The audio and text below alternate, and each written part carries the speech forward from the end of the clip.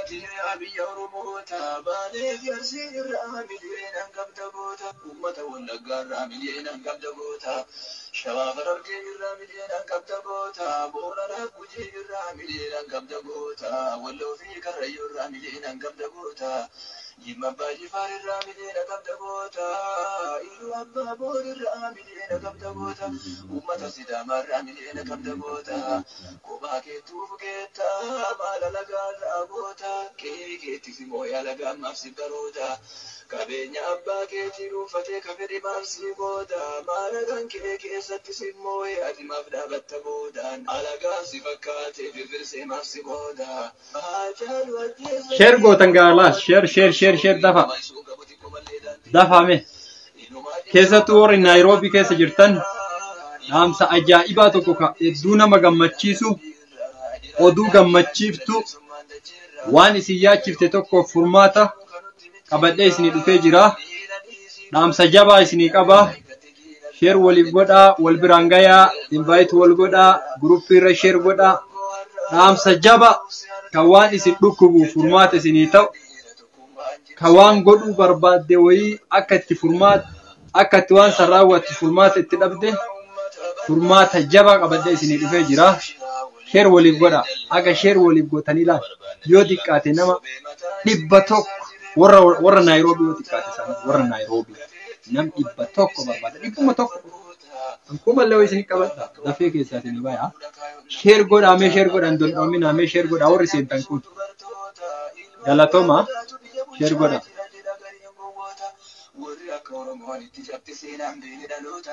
Uummanni waa baratee ga'umsaan qabne barnootaan murtoo naftan nyaatanii nuufite agaliin bal'aan dhugaa barbaadna shallaa garaan duyda ta'eef garaanii harree kan dhufuun warri Naayiroobii keessa jirtan ammoo invite illee isinii kennuu danda'a. Yaadallee yoo qabaattan yaadallee isinirraa fuudha. Ammoo achi duratti dhaamsa cimaa tokko isinii qaba. Share godhaa waliin ga'ame filis. Share godha yaa lammiitii share godha hin donnoomina abbo.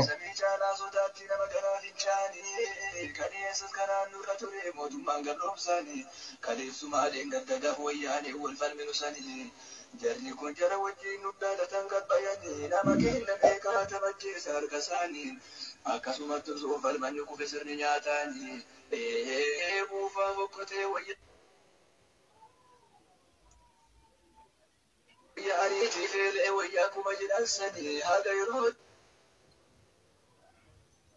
jedhamee itti kennan amaanaanii booroo keessa kaayannee ofii haagicha rafnaanii isa kalee nu godhannee famaan bira tarraanii shurur keessaan nu jedhanii dhiifama nu gaafannaanii sanirra isinii tarree nutti dhuu baannaanii jenneen isin horii abbiitti uumaa gaafiin qabdanii hojiin keessan kaammaa achiitu si ibsa eenyuun akka taatanii amma gaafii uummata Oromoo deebisaa taayitarra baatanii osomaa jennu harriimteen lafa tooranii nu gaddachaasanii. Galatom ibsa Aliyyi Oromoo. Thank you very much. Share godha please share godha me. Annama narrabsu kanaaf hin seenne betta warra nama arrabsu dhageeffachuuf seenutu baay'ee dabana kana. Nama wal arrabsu dhageeffachuuf warra seenu baay'ee. Share godha rame share godhi mee warra Naayiroobii biraan gahe warra Naayiroobiitiif dhaamsa cimaa tokko qaba dhaamsa. Barbaachisa dhaamsa yeroo dhaamsa warri Naayiroobii ka akkatti waa yaadee yaadni isaa galma ga'uu fi dide furmaata dhabe furmaanni argamee jira. Dhaamsa jabaa isinii qaba. Dhaamsa namni guddaan natti kenne isinii qaba. Share waliif godha wal biraan gayaa.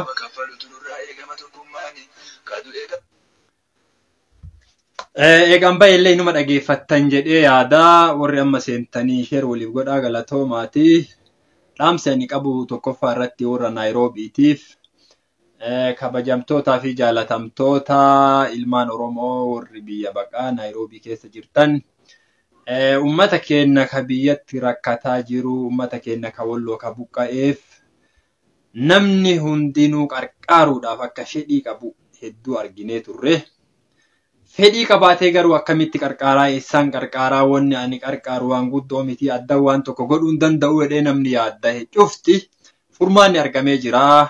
akkuma asiin dura ijoolleen gurmuu qeerroo Naayiroobii jettu waan tokko qarqaartee turte hanga shilingii 100 rabbiin jararraallee haa jaalatu jaraallee rabbiin dabalee haaf kennu namni waan danda'u godhee namni xiqqoo si godhe guddoo humnaaf dadhabee namni xiqqoo siif godhe guddoo humnaaf dadhabe akkuma jedhan san akkasumatti ammaan tanaa furmaatni tokko argamee jira.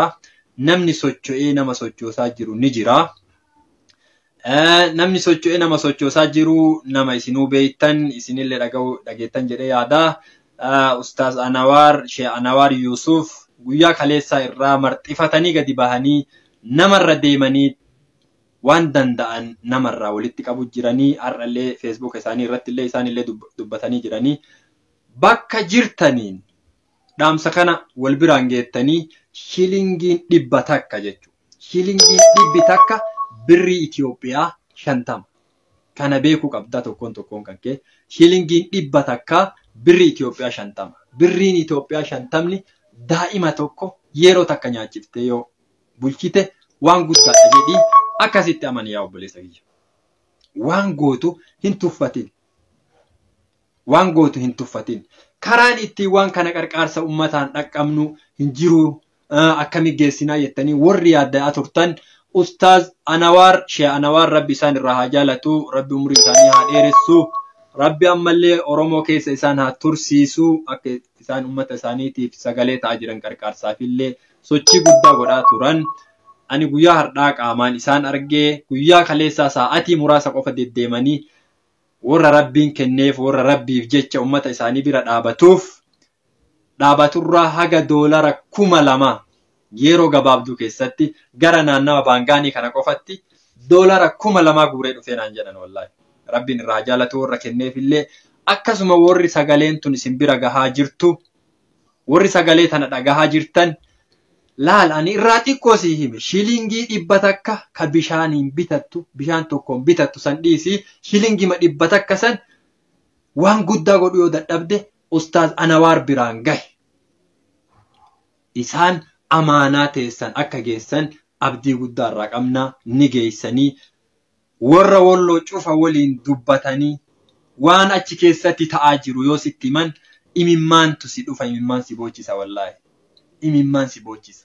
Yoo xiqqaate nama 400 oltu buqqa'ee jira jedhan dhiiroo. Namni 400 jechuun laalikaa tilmaami mi'aati. Tilmaami. Nama 400 miti nama 4 namni 4 yoo mana isaa irraa bahe bakka bulu hin qabne waan uffatu hin qabne waan nyaatu hin qabne guyyaa takka akkamitti dabarsamee tilmaami yaa obboleessa kiyya yaa obboleettiiti. Kanaafi wal dammaysuun baay'ee barbaachisaa. Bakka jirtanii dhaamsa kana dhaamsi kun dhaamsa kiyyaa miti dhaamsa Ustaaz Anwaar Sheekh Anwaar Yusuf namni hin beekne jirtanii isaan biraan gaha waan rabbi isin dandeessise.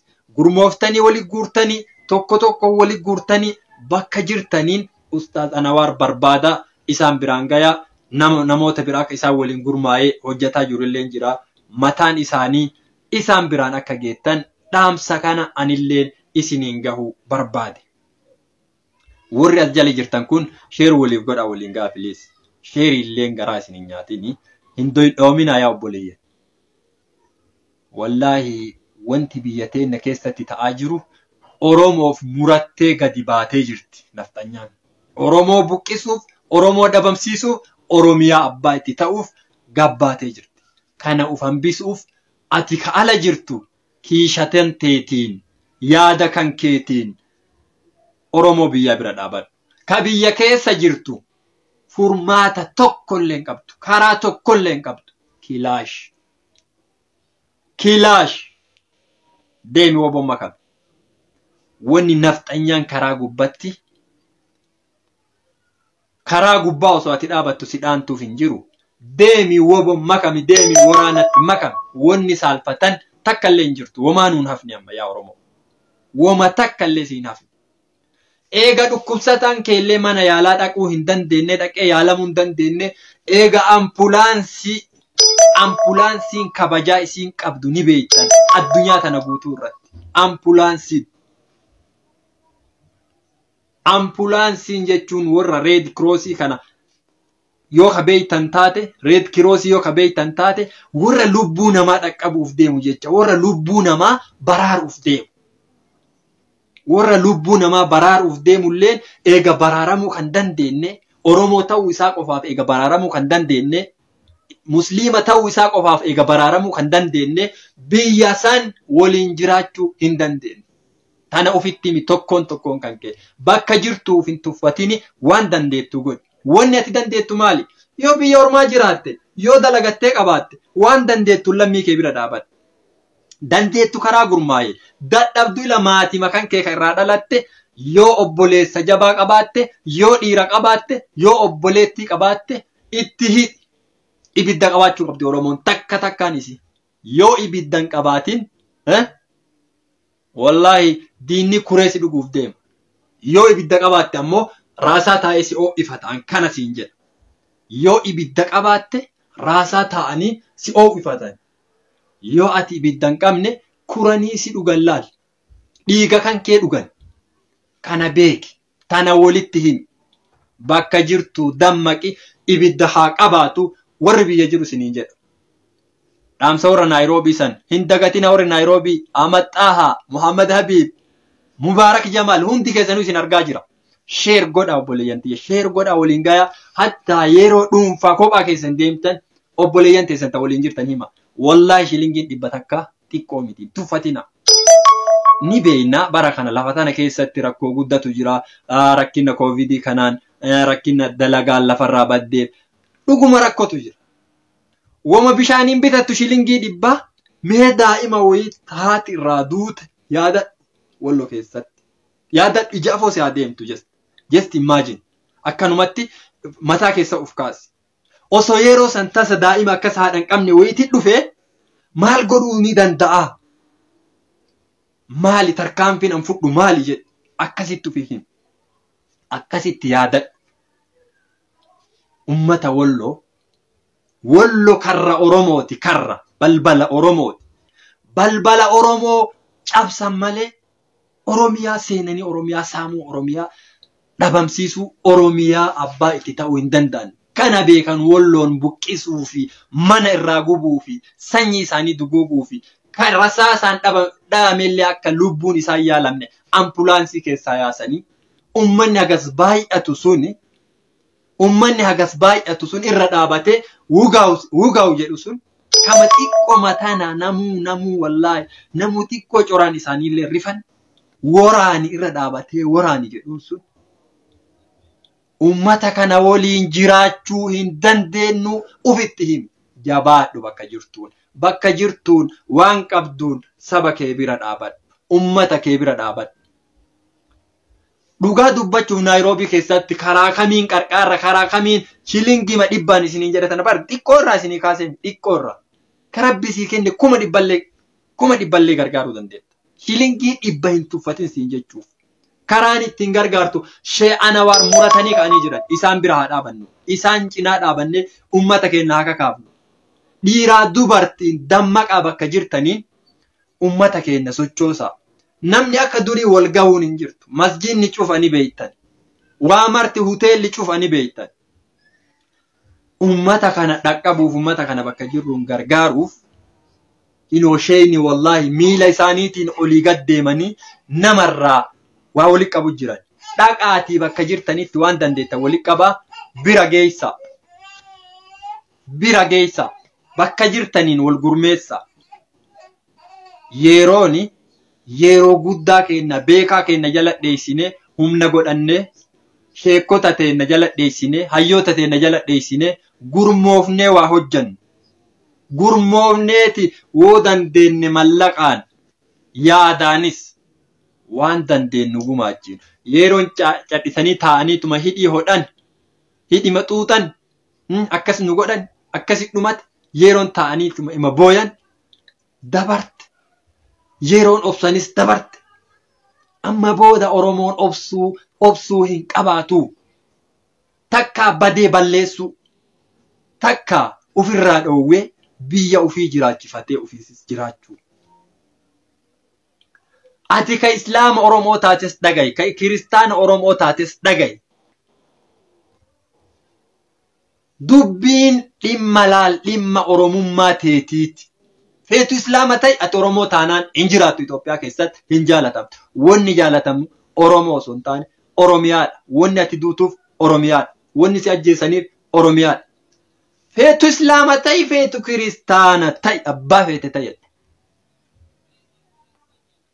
Ati waan biraa dhiisi. Abiy Ahmed ka amma diina waliin laal liyyu hayli naannoo Amaaraa fide Eertiraa irraa waraana Eertiraa fide Oromiyaa keessatti Oromoon ficcisiisaa jiru kun Amaara biraa galata argan. Nafxanyaa biraa galatan argan.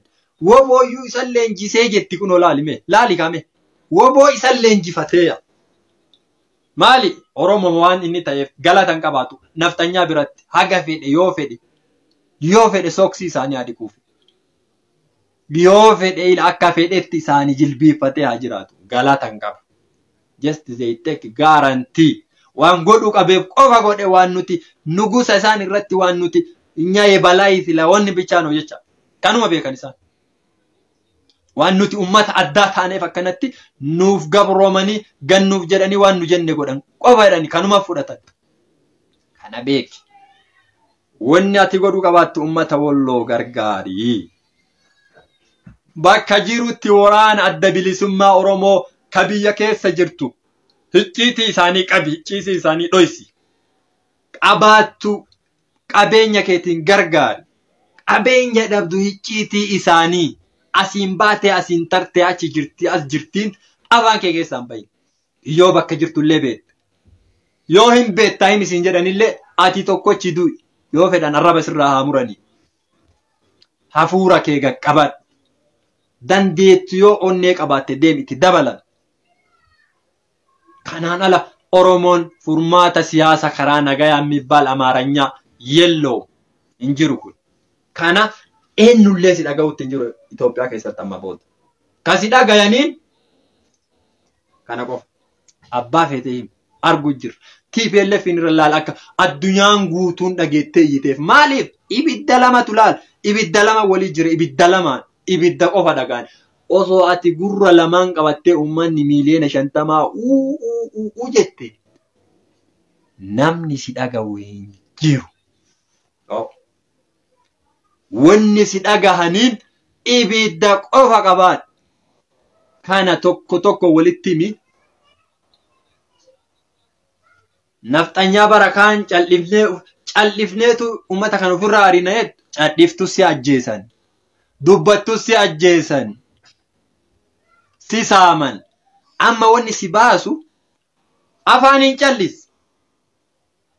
Hojiin tante ibidda qofaan amma wanni Itoophiyaa keessatti Oromoon kabajamuu dandeettu. Tana beeki tokko kan kee waan gaafa waaqoo guutuufa jaarraa abbaa gadaa faati warri sun godhaa ture godhuu malee furmaata takka hin qabnu. Qabsoo karaa nagayaa silaa Jawaartu galata itti argata. Qabsoo karaa nagaa Baqqalaa Garbaattu silaa itti galata itti argata. Mee Abdii Raggaasaa faatii warra kaleessa qabsoon bosona keessa turee hidhannootti turee warri kun yookiin hidhannootti deebi'a jedhanii haa shakkanii iyyuu mee fakkeenyaaf. Jawaarfaa silaa galata itti argata qabsoo karaa nagayaa. Amma booda wanni Oromoo bilisoomsu ibidda tokkocha ibidda kee qabaadhu. Mana jirtu mara. Sittima. Kabiraati. Rabbuma sodaadha. Ijoolleen gara biyya Arabaa kana deemtan. Rabbuma keessan sodaadha. Yoo lubbuun jiraatte qofa qabeenya horachuu dandeetta. Gadi taa'amee ganduma maatima kee keessa gattaa'iiti. Lafuma meetira 10 hin dhabne maatiin kee lafa gasisii kenna. Sanuma irratti ilaal lafuma shunkurtii maqotadhu jiraadha. Hiyyoomadhu kabajamii jiraadha. Yaa jarana wallaahi dhiinni nu dhaabateessa saalfanne addunyaa rabbii mara irratti. Biyyuma Arabaa tanarraa dhaabadha. Yoo dandeettanii seera qabeessaan viizaa isaan baanan bitattanii viizaa bitachuu dandeettanii deemtan. Yoo rabbi isinii kennee beeyti rabbii deemtan deema. Rabbuma sodaadhaa warri mee karaa galaanaatiin lubbuu teessan irraa baatanii deemtanii. Mana hidhaatitti isin oofuun qofti gahaa ta'uu dhabe achi keessa ibiddaan isin fixu jiranii. Ka bombii isinit darban dhiisi. Hidhaan mana biyya Arabaatu ibidda. Rabbuma sodaadha. Biyya teessan keessatti dhagaa baadhaa jiraadha. Dhagaa baadhaati. Nyaadhaa bulaa bas qabeenyi biraa isinitti haafu. Nama biyya Arabaa deemee taajiree fooqii ijaarellee aniin agarre. Aniin agarre. Wallaahi aniin agarre. Yoo Rabbi isin duroomsa jedhe, yoo dura loo ulmaafuu irratti isinii qoramtee jiraatte, inuma duroomta bakka feetee jiraadhu ati. Hin duroomtanii. Kunoo namni biyya Arabaa dhaqee footoon isaa kaameraa wanni isaa babbareedaadha. Yoo ati achi ilaaltu kunoo bifti isaa bareedaa addaate duroome ati akkasi beetta. Diddiimaa kunoo waan biraa fakkaata akkuma kiyya kana areeda magarse bishaan qulqulluu dhiqatte ruuza nyaate furdate duroome beettaati. Miskiinni daaraa yoo inni akkana godhu daaraan irraa yaa'u. Tanaaf galaana dhumta. Yoo achi baate osoo bakka biraatuun gahin Yamanii miskiinni Itoophiyaa Oromiyaati keessa jirtu sanuun geenne tun hidhasi ooftee yoo barbaadde ibiddaan. Yaa dhiiroomee viidiyoo matana sheer godhaa biraan nagaya. Ibiddaan daaraa sibbaafti. Achirra nuti Facebook marraa boonna qaba. Waan biraa waan godhu qabna booyuu malee. Nu gaheeramman boonnu bas du'allee baranne. Namni kumni agasii nurraa du'e baranne. Abboo biyya tantee keessa du'i kabajaa qabda. Du'a biyya Arabaati duutu tana dhiisi yaa Oromoo. Hidhaa biyya Arabaati hidhamtu tana sirraa haa hafuu dhiisi. Yaa dargaggeessa akka anaa kalafaa dhufu kun dhiisime. Biyyatee irratti du'i biyya tanteeti abbaa ta'e. Wallaahi yoo aramni sun biyyateetitti hin baqanneen agarta. Aramnummaan sun biyyateetitti guyyaa tokko baqachuuf jiraatti. Ani ka tokkoffaa ta yeroo jalqabaa ol ka'ee baqatullee miti. Ka biyya galeefa biyyaallee karaa galaanaatiin marraa 3-4 biyya Arabaatti deebi'uuf barahaa san ija isaatiin argee karaa san deddeemuuf anna naraaja wanni ana raajinatti ta'u. Wanni waanuma barsa waanuma beekta aali ufiitti iyyuu dhaaman yoo Rabbi sii geesse hajjiif dhaqe warri nigdiif jecha qabeenya horachuuf jecha biyya Arabaatti deemtan tokkolleen barakaan argattan. Tananati isiniif yoo Rabbi isiniif kenne biyyatee irra taa'ii dalagadhu. Deem beetii Rabbii dhaqi wallaahi ka Islaamaa. Abboo saalfanne. Waan nuun jedhan hin beektaa warra biyya ollaatitti baqatee biyya baqaa kolugaltummaa yoo inni jala jiru. Namni keessan mootummaan rakkisee osoo hin taanedhan wanni baqatuuf mallaqa barbaada deemaa. Dalagaaf baqattanii. Maaf kun jedhama. Maaliif akkami akkana jetta waati jettee? Maal biyya Arabaatitti illee baqataa hin jirtanii? Way biyya Arabaa yoo inni achi jirti? Akkana siin jedhan. Dhugaa Oromootu bakka tana dhabamu jirti. Mee biyya Arabaa keessatti yoo nama 100 hagasii dhame jedhan mee addunyaan sii birmattu addunyaan sii dubbatu takka ni jirti agartee ni beektaa? Abboo yoo Rabbi si duroomse hajjiif dhattee biyyuma Arabaa sanuu laaltaa beeytii Rabbii xawaafuu dhaytaa. Biyyuma tantee keessa taa'ii dalagadhu du'aayii kadhadhu. Abboo biyyuma Arabaa tana achi deemtanii yeroo mara gubanneef hidhamneef qabanii jaartii irraa na darbaniif qabanii jaarsa irraa na darbaniif qabanii fooqii irraa na darbanii aboo dhaga'uu dadhabne. Yaa Oromoo mee qalbii teeti as deebi. Eessarraa baqatta eessa baqattu jirta? Yoo laal lubbuu teetiif mootummaa fa sodaatte laal. Just Afrika matana keessa baqadhu. Afrika matana keessatti as baqadhuutiin kolugaltummaa gaafadhu. Ni jiraatta nagaan homaa sitti hin bu'an. Waa takkallee. In jiraatta mallaqallee dhabdu nagaan fayyaa keetiin jiraatta. Yoo ati badii dalayde bakka kamittuu seerri si gaafata. Biyya Arabaa baraati dalagaa osoo dhagaa warraa baadhattu dhagaa jalaa ari'anii qabanii si hidhanii bara. ummata nasiyaan qabne. Mee walii dhaamaa warri biyya Arabaa san keessa gubattanii hidhaan nafa isinii ta'ee mana jireenyaa isinii ta'ee achi keessaa Rabbi isin baasee biyya isin galche mee walii dhaamaa.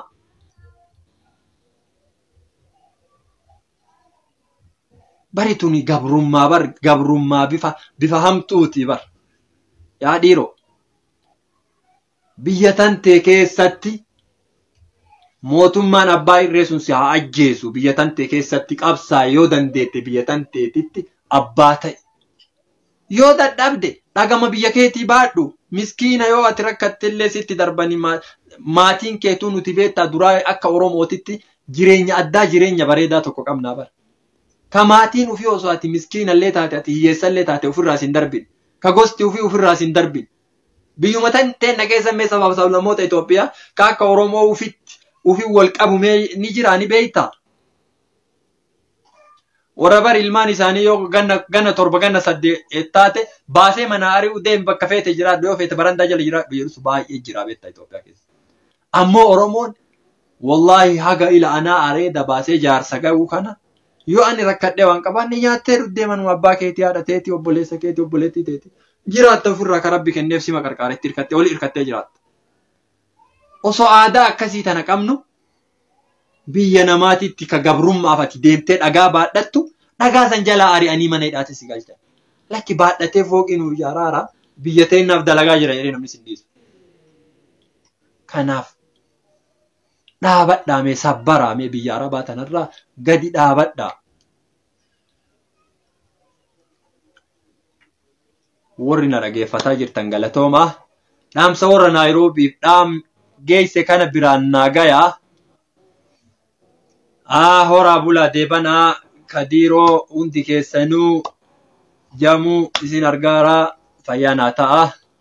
Halkan gaarii naa qabaadhaa. Nagahatti.